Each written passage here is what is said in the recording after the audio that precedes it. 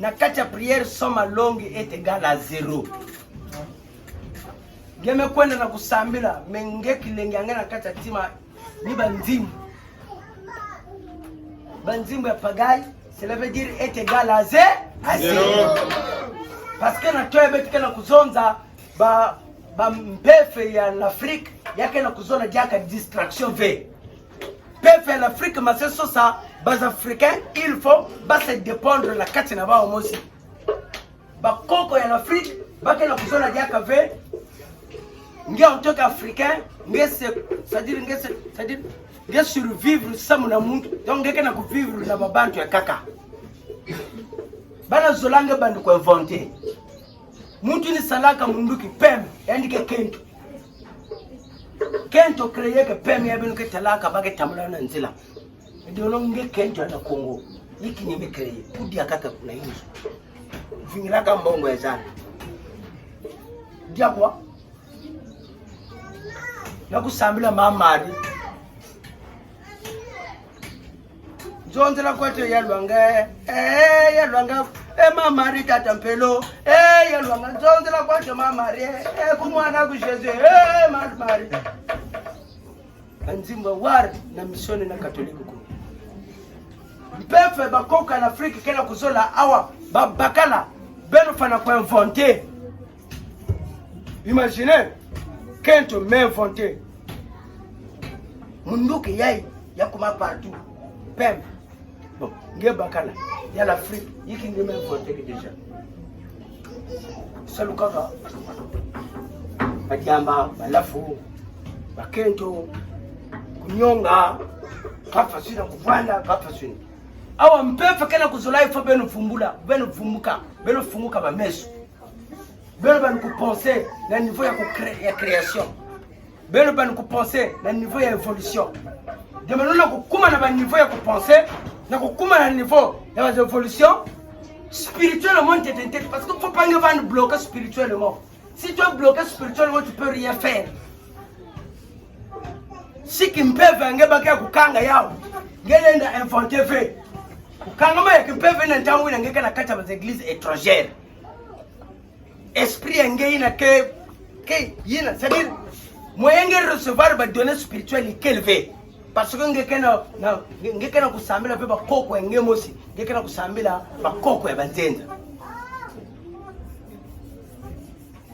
De maintenant, awa betu kana kuzoza ngeme kuza kudécouvrir de maintenant de bundu ya ngemosi en tant qu'Africain. Landa ina mukena kuzonza.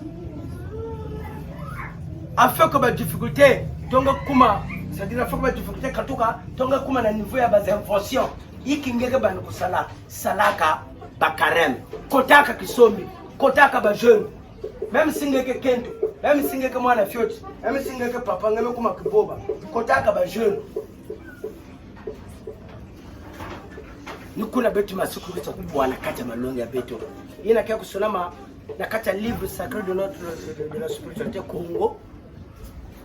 Alors, na kata chapitre ya Mpova. Na kata livre ya Mpova du verset 28 Mpova 28 du verset 22 jusqu'au verset 44. Maintenant muke tanga yao. Noso muke manisa yao.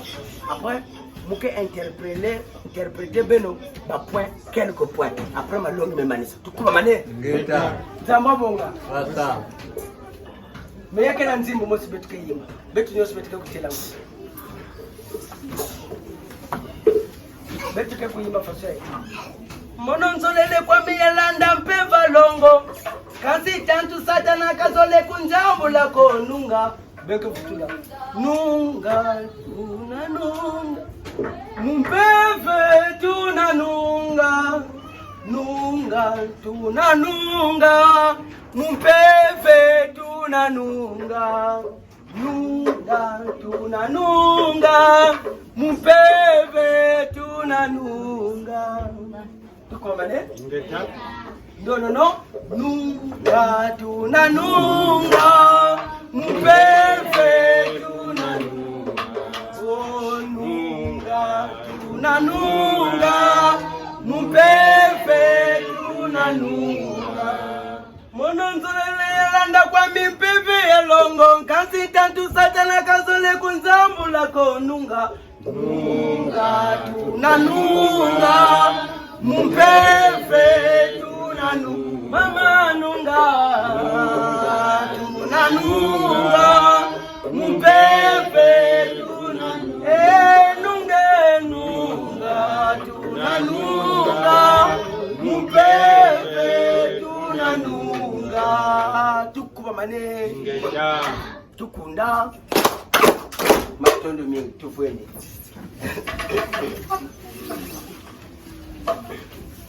Proverbes chapitre 28 du verset 22 jusqu'au verset 44. Betuke kutanga yangu.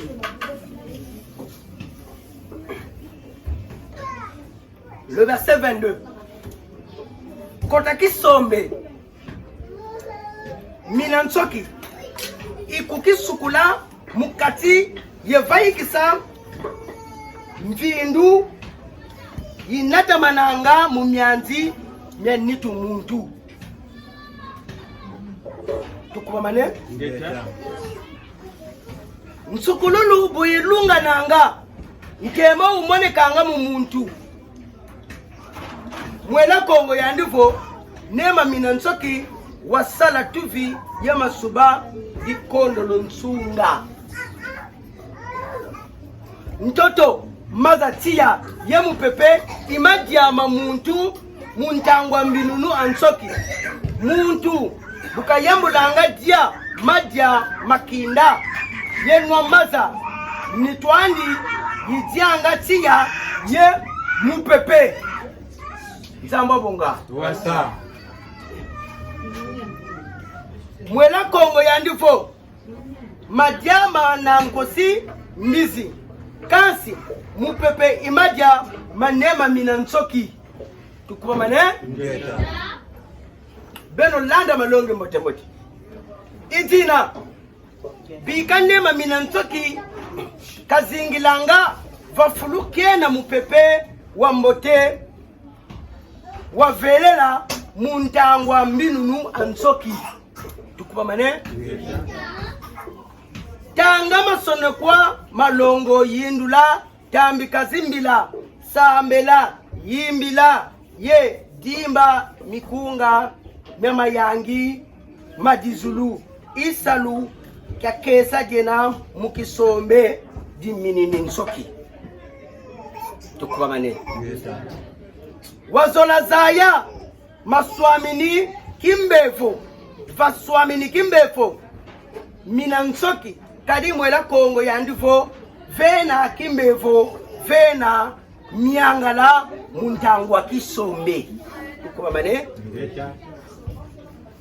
kuvila kandi katula yuku yuku dilemenetia munitwa kuko yambula jo jateka lungisa kisalu kandi mboki si watomba muzima jo musadisa nitu aku yeti tomba mukuki sukula nwambunguzi kwa zamazamati ya evo mpe kotakioko musalu kya mazama mamati ya nitu aku si ya sukulwa yuku yuku si ya kuluka ye manisa kadi mwela kongo yandifo wazola sukula nitu kotakioko nwanga mazamati ya inga tena tiambu tiambote beni munwanga mazamati ya mufuku muntangwa mbinunu ansoki kadi mazamati ya mazeyi tandula nyanzi nsukululu sulumuna mvindu natayo munyamba yesukulani nitwaku tukuba mane ngeta tukuba mane ngeta que maintenant na kukatuka na kati ya difficulté ya kumonge kima ya kutia na kukatuka na kati ya difficulté na kumonge kima ya kunwa na kukatuka na kati ya kitezo ya bimbefo na kukatuka na kati ya la pauvreté ya kumonge place ya kuvandila ngemo oleke kwenda luweke tangu ina c'est-à-dire nge ina mezo la kukatuka na kati na bitezo ina ngefa na kusalaka ba jeune ngefa na kugêner. Est-ce que belu kena kuwa ngefa na kugêner tangu nyos. Donc ngeke na kugêner, ngeke na kukota ina kele kisombe, ngeke na kukota kisombe samu na kusukula ina kele nzutu wenge, ngeke sukula nzutu wange na kati evo nanga na nganda tukuba mane. Alors leo ngeme kukota kisombe ngefa na kuvandaka surtout na ba place ina kena mupepe ya mingi e mupepe ya pur. Par exemple ngeke na kata jeune na ina ngeke na kata jeune ngele ndikwenda na la mer, ngele ndikwenda na la côte milieu cassé ngemo. C'est pas côté que babantu kena ku yobila kuna mais à distance. Ngele ndikwenda na la mer, plus précisément na la mer. On a le fleuve, on a kata brousse, on a la plaine. Ngeka ngekuna toute la journée et leur ngeka kuna ngeke na kuse méditer, ngeke concentré, ngeke na kuyimbila banzimbu yina kele na nkumbu ya tata zambi, ngeke na kuyimbila banzimbu ya mazulu. Est-ce que beno kana kuwa c'est-à-dire bon na kuzondela beno clair mon factuel, c'est-à-dire beno kuwa lero ngeke na kusentir que no muna sala mambo yana simave, muna sala électronique ba client kana kuizave, muna sala na sudir ba client kana kuizave, ba hizo ya kwa luweke na munu ba client kana kotave mulongo kaba suki ata client ka kuiza ukambisa suki muke salaba kwanga mbonga kwanga ka depo trop muke sumame bwa commerce qui a avancé que fait muke na kokotaka muna salaba les examens année sur passé mu gagner que fait mais awa muke na kusala examen faut mu gagner, c'est-à-dire na ko retrouver solution na kati nange ngefa na kusalaka ba jeune yiki ke kotsaka échec na kati na muntu ni ba mpefe ina ya kusumuka ina betu zonza pepe zambize na mu bantu zetu funguta buzameni zimbisa dibundu diwapokila kadisi diko bange mfumu watu tumini watu sadila mpasi mpepe zoza katuka mchisiza na kutwala mfumu jatazo mbisizo bimeni mrenda mfumu mfuza byo yenge bene watu kamba watu tekisa kuntu zimbenga yezi nkosi zinakosonwa tukubamene ngeta ba difficulté na kukatuka na kati na nge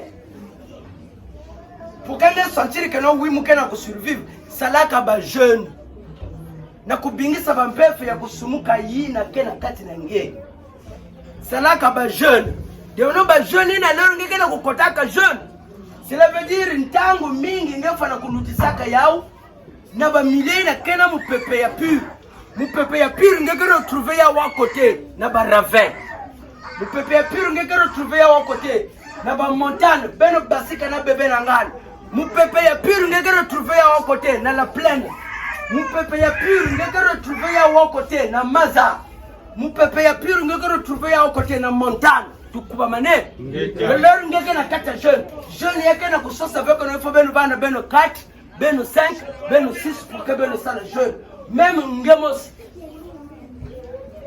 ngeke na droit ya kusala jeune ngefa na kueviter ba milieu public yina kena désordre entango nyos na kata méditation ngefa na kuyimilaka banzimbu ya dibundu ya zulu tukuba mane miningu na mazulu elor ngeke na kata jeune kima ngefa na kudiaka kaka makasa kudiave poisson kudiave ngombe kudiave susu, plus précisément kudiave kima ina kena menga mais kima ngebandu kudiaka ina kena makasa ndunda ba fruit binchukudu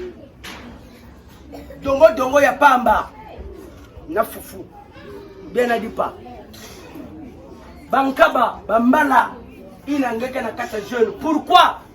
Parce que muntu ina akakukotaka jeune maji yandike kukumaka ni ba nsezi mengwendangu bas éclair ya soleil. Hii ni maji ya muntu ina mekota jeune plus maji yandi ni mupepe. Est-ce que ben vous comprendre?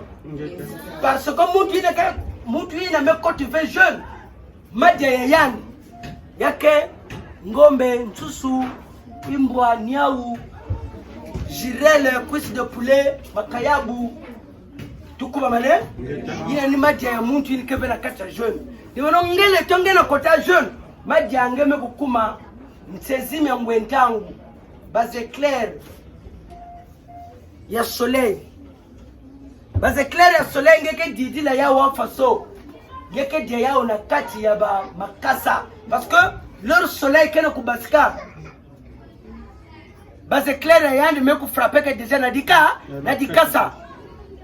Après ngenge ke baka ni dikasi na ngeke dia ya. Soleil me basika elle me frapper déjà bambala. Ngeke baka ni bambala ina ngeke dia. Tukuba mane. Donc ngeke banda kudiaka ndunda kima ya menga ve na ngeke na kati ya jeune. Nzutu angema yake shofe chia bampefe kusumuka ina kila kufumuta na kati na nzutu ange yake kukima mba tukuba mane. Alors muntu ina kukotaka jeune yani kazuaka solution rapide na mambo ina kana kukwamisa yani tukuba mane. Ngekena kukota jeune na kata jeune ngeme tombe malade. Parfois je me sentir du coulou, me vimba rhumatisme. Je me sentir fièvre. Kuno manganga fe. Tukuba mane. Leur ngeke na kata jeune chaque pipa il faut nge kunwaka maza ya tia. Après nge sosa makasa ya kuyobilaka uchindu kukotaka choko. Ngele ndukunwa maza ya tia, ungele ndukotaka choko. Jume sosa makasa ina ke purifieke. Nzambo bonga. Betu mekelama. Oh bananye. Banani kwa ni mubeno. Banani kwa we. Banani kwa ni mubeno. Mbona kinasira vugu. Mono kadi bananye. Banani kwa ni mubeno. Banani kwa we. Banani kwa ni mubeno.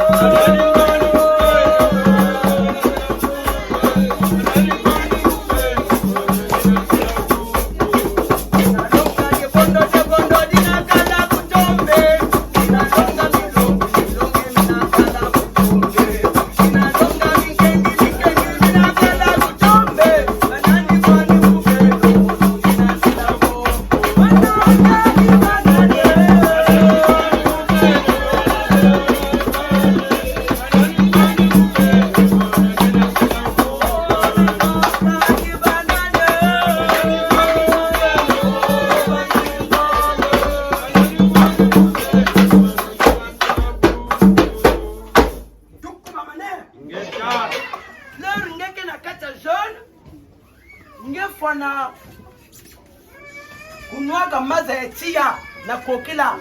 Dès maintenant, écoutez, jeunes. Bandasuka, ti Kokila ngeke diave ngeke nove maza. C'est-à-dire, de 5 heures jusqu'à 17 heures, à la rigueur 18 heures, ngeke diave ngeke nove. 20 heures, 19 heures, 21 heures, 22 heures, ngeke dia ngeke noa. Iki ngeke noa, Mazaetia. Iki ngeke dia, ndunda na bankaba. Mapa, ba beignet, ba gâteau V. Bagatula ba meki na kati. Gâteau kera ba meki. Diko mane? Bambala, ba fruits, ba lombo, ba zanana. Ça la jeune il y a 3 jours de tenter expérience. Bandité même la jeune journée moi aussi, après 3 jours. Après 7 jours. Après 27 jours. Après 42 jours. Après 72 jours. Après jeûne il y a 4 mois. Tu comprends? Zamba bonga. Muntu ina mekota jeune. Yani kena kusukula nzutu yende na kati ya kinsuni yende na kati ya kimpe. Yani kena kwa jutege ba aja yende na kati ya nzutu ya yani zolapa na 30 ans ngekuza kufuata metona 35 ans. Tukuba mane. Zamba bonga. Siba nzila ngeba ndaka frene ngeba ndizo bisalve ngekezwa kisa. Electronique yake na kusibaji yake electronique yake si. La soudure ya bwaka yake si. Kisa nika plug na ngara yake si. Zamba bonge. Olukala onga di bundu jame, olukala onga di bundu jame.